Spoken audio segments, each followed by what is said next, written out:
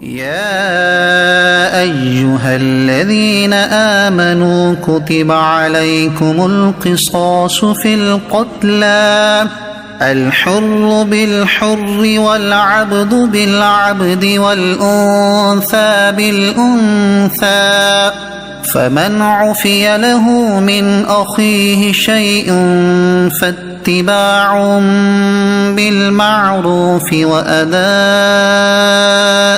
إليه بإحسان ذلك تخفيف من ربكم ورحمة فمن اعتدى بعد ذلك فله عذاب أليم۔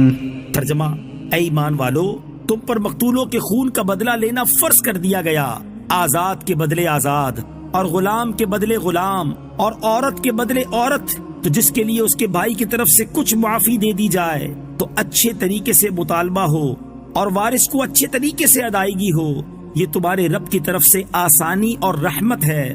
تو اس کے بعد جو زیادتی کرے اس کے لیے دردناک عذاب ہے۔ کتب علیکم القصاص فی القتلى، تم پر مقتولوں کے خون کا بدلہ لینا فرض کر دیا گیا۔ تفسیر قرآن سورۃ الجنان میں ہے، یہ آیت اوس اور خزرج کے بارے میں نازل ہوئی۔ ان میں سے ایک قبیلہ دوسرے سے قوت، تعداد، مال و شرف میں زیادہ تھا۔ اس نے قسم کھائی کہ وہ اپنے غلام کے بدلے دوسرے قبیلے کے آزاد کو، اور عورت کے بدلے مرد کو، اور ایک کے بدلے دو کو قتل کرے گا۔ زمانہ جاہلیت میں لوگ اس قسم کی زیادتیوں کے عادی تھے۔ عہد اسلام میں یہ معاملہ حضور سید الانبیاء صلی اللہ تعالی علیہ وآلہ وسلم کی خدمت میں پیش ہوا تو یہ آیت نازل ہوئی اور عدل و مساوات کا حکم دیا گیا۔ اس پر وہ لوگ راضی ہوئے۔ قرآن کریم میں قصاص کا مسئلہ کئی آیتوں میں بیان ہوا ہے۔ اس آیت میں قصاص اور معافی دونوں مسئلے ہیں، اور اللہ تعالیٰ کے اس احسان کا بیان ہے کہ اس نے اپنے بندوں کو قصاص اور معافی کا اختیار دیا ہے۔ اس آیت مبارکہ اور اس کے شان نزول سے اسلام کی نظر میں خون انسان کی حرمت کا بھی علم ہوتا ہے۔ خلاصہ کلام یہ ہوا کہ قتل عمد کی صورت میں قاتل پر قصاص واجب ہے، خواہ اس نے آزاد کو قتل کیا ہو یا غلام کو، مرد کو قتل کیا ہو یا عورت کو، کیونکہ آیت میں قتلہ کا لفظ جو قتیل کی جمع ہے وہ سب کو شامل ہے۔ البتہ کچھ افراد اس حکم سے مستثنیٰ ہیں جن کی تفصیل فقہی کتابوں میں دیکھی جا سکتی ہے۔ نیز اس آیت میں یہ بھی بتایا گیا کہ جو قتل کرے گا وہی قتل کیا جائے گا، خواہ آزاد ہو یا غلام، مرد ہو یا عورت، اور زمانہ جاہلیت کی طرح نہیں کیا جائے گا۔